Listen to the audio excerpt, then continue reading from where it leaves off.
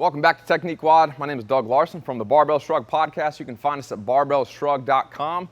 Today I want to talk about body types with respect to weightlifting. If you watch the show or you've watched a lot of other Technique Quads, you've probably heard me say before that the best weightlifters tend to be short people that have long torsos and very short limbs. People that have that particular type of body structure and limb length proportion tend to be very good weightlifters naturally. People that have the opposite structure, people that are taller and people that have short torsos and longer limbs tend not to be very good at weightlifting, which is why there's not a lot of very tall, especially high-level weightlifters. You know, just like something like basketball, there's a body type that fits the sport, and those people tend to be best at that particular sport. So it's definitely like that for weightlifting. Shorter people, long torsos, short limbs tend to be best. Most of us aren't like that, and we're not that lucky to be of that particular body type, and so we have to make different adjustments in order to have the technique be easy for us to perform correctly. So myself, I happen to be a little bit of a taller athlete. I'm not super tall. I'm only 5'11", but I got long limbs, which is great for throwing baseballs, but it's not great for doing Olympic weightlifting. So my short torso and my long limbs makes it where I have to have some different adjustments to have good technique. So for me, as a person that has that short torso and longer limbs, it's going to be very difficult for me to squat or do any amount of Olympic weightlifting with my feet very narrow and my toes 100% straight ahead. For me, it's easier to toe out quite a bit, and here's why. If you look at me here, if I'm a person that has good weightlifting mechanics, I can have my feet close together, toes straight ahead, and I can put my knees straight forward, and I can be in a position where when I stand up, the bar doesn't hit my shins. That does not work for me. In order for me to get my knees out of the way of the bar, I really only have one option in this case, and that's to pop my butt up and then try to fix my position after the fact. Because I have bad mechanics, I either, like I said, I have to pop my butt up to get out of the way, or I have to move the bar around my knees. And the general rule is that you shouldn't pop your butt up and that you should always move your knees around the bar, never the bar around your knees. The bar, in fact, if you look from the side, if I'm doing this correctly, the bar should kind of come back into me, and I shouldn't be moving the bar around my knees.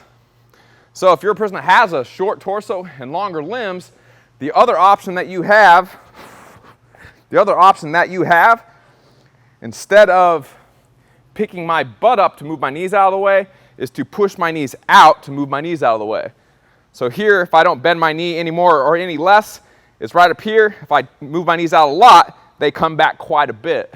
So what I want to do to keep that very upright back angle is, for me, as a person that has a short torso and longer limbs, I'm going to have to push my knees out further, and that's going to help me stay very upright, but at the same time, it's going to get my knees out of the way of the bar. So if I'm cleaning, if you look at me from the front, if I'm cleaning, I clean right about here, and I push my knees out a lot. And then for me, since I push my knees out a lot, I have to move my grip wider in order to have room for my knees. Okay, now when I go to clean, I can push my knees wide like this, where I have that diamond shape with my legs. That way I can get into a good position here. Okay? If my toes are straight ahead, I can't push my knees out quite far enough, so I usually have to toe out just a little bit. I'm usually about right there. So that's about where I am. Okay? You can make adjustments with how wide your feet are. You're going to have to play with it depending on how long your arms are and how much ankle mobility you have and whatnot. The same thing goes for snatches. For me, when I snatch, I can't snatch. It's even harder because I have to get lower. If I had my feet straight ahead like this, it's already touching my shins. If I try to stand up and keep this back angle, I'm already grinding my shins and I haven't even got off the ground yet. So what I have to do when I snatch is toe out quite a bit. I'm here. Now my hip is below my knee and it's barely touching my shin, but as I stand, I can push my knees even wider, I can keep my butt down, and I can make it all the way past my knee. Again, in that diamond position, heel heavy, I can rock right into this power position, and I can have had a good upright